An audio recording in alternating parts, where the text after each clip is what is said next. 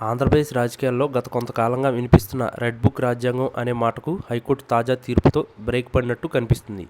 రాష్ట్రంలో వైఎస్ జగన్మోహన్ రెడ్డి నేతృత్వంలోని ప్రతిపక్షంపై వరుసపెట్టి నమోదవుతున్న కేసుల పర్వంలో న్యాయస్థానం జోక్యం చేసుకోవడం ఇప్పుడు సర్వత్రా చర్చనీయాంశమైంది. ముఖ్యంగా మాజీ అదనపు అడ్వకేట్ జనరల్ పొన్నవాల సుధాకర్ రెడ్డి కోర్టులో చేస్తున్న వాదనలు కూటమి ప్రభుత్వానికి ఊహించని షాక్ ఇస్తున్నాయని రాజకీయ విశ్లేషకులు భావిస్తున్నారు. జగన్ మరియు ఇతర వైఎస్ఆర్సీపీ నాయకులపై నమోదవుతున్న కేసుల విషయంలో కోర్టు కఠినంగా వ్యవహరించడం జగన్ వర్గానికి పెద్ద ఊరటనిచ్చింది.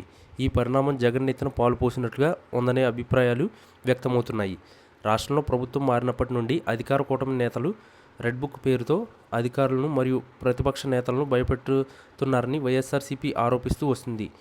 అయితే ఈ ధోరణికి అడ్డుకట్ట వేసేలా హైకోర్టు తాజాగా కొన్ని కీలక వ్యాఖ్యలు చేసింది. ఒకే అంశంపై రాష్ట్ర వ్యాప్తంగా పదుల సంఖ్యలో కేసులు నమోదు చేయడంపై ధర్మాసనం తీవ్ర అభ్యంతరం వ్యక్తం చేసింది. మాజీ మంత్రి అంబటి రాంబాబు కేసులో పొన్నవాల సుధాకర్ రెడ్డి వినిపించిన వాదనలు కోర్టును ఆలోచింపజేశాయి. ముఖ్యమంత్రిపై వ్యాఖ్యలు చేశారనే నెపంతో రాష్ట్రంలోని వివిధ జిల్లాల్లో 33 కేసులు నమోదు చేయడం సుప్రీంకోర్టు తీర్పులకు విరుద్ధమని పొన్నవాల వాదించారు. దీనిపై స్పందించిన హైకోర్టు అన్ని కేసులను కలిపి ఒకటిగా చూడాలని లేదా ఒకే చోట విచారణ జరపాలని ఆదేశించడం కూటమి ప్రభుత్వ దూకుడుకు కళ్ళెం వేసినట్లయింది.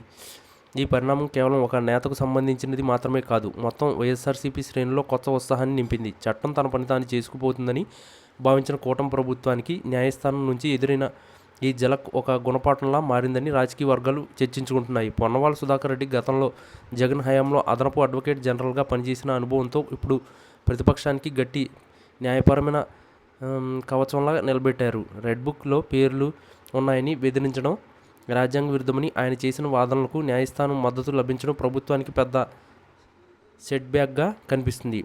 రాష్ట్రంలో రాజకీయ కక్ష సాధింపు చర్యలు మితిమీరితే న్యాయస్థానాలు చూస్తూ ఊరుకోవని ఈ తీర్పు ద్వారా స్పష్టమవుతుంది. గతంలో జగన్పై నమోదైన కొన్ని కేసుల్లో కూడా కోర్టు స్టే ఇవ్వడం లేదా కఠిన చర్యలు తీసుకోవద్దని ఆదేశించడం గమనిస్తే న్యాయ వ్యవస్థ తన స్వతంత్రతను చాటుకుంటుందని అర్థమవుతుంది. జగన్మోహన్ రెడ్డిని ఇబ్బంది పెట్టాలని చూస్తున్న కూటమి వ్యూహాలకు ఈ న్యాయపరమైన అడ్డంకులు పెద్ద సవాలుగా మారాయి. పొన్నవాల సుధాకర్ రెడ్డి కోర్టులో చూపుతున్న తెగువ మరియు ఆయన వాదనల పటిమ వల్ల కూటమి ప్రభుత్వం ఆశించిన స్థాయిలో ప్రతిపక్షాన్ని పోతుందనే విమర్శలు వినిపిస్తున్నాయి. రానున్న రోజుల్లో ఈ న్యాయ పోరాటం మరింత తీవ్రతమైతే అవకాశం ఉంది. జగన్ వర్గం ఈ విజయాలను ప్రజల్లోకి తీసుకెళ్లి సానుభూతి పొందేందుకు ప్రయత్నిస్తుంది. మొత్తానికి హైకోర్టు ఇచ్చిన ఈ బ్రేక్ రాష్ట్ర రాజకీయాల్లో పెను మార్పులకు సంకేతంగా నిలుస్తుంది.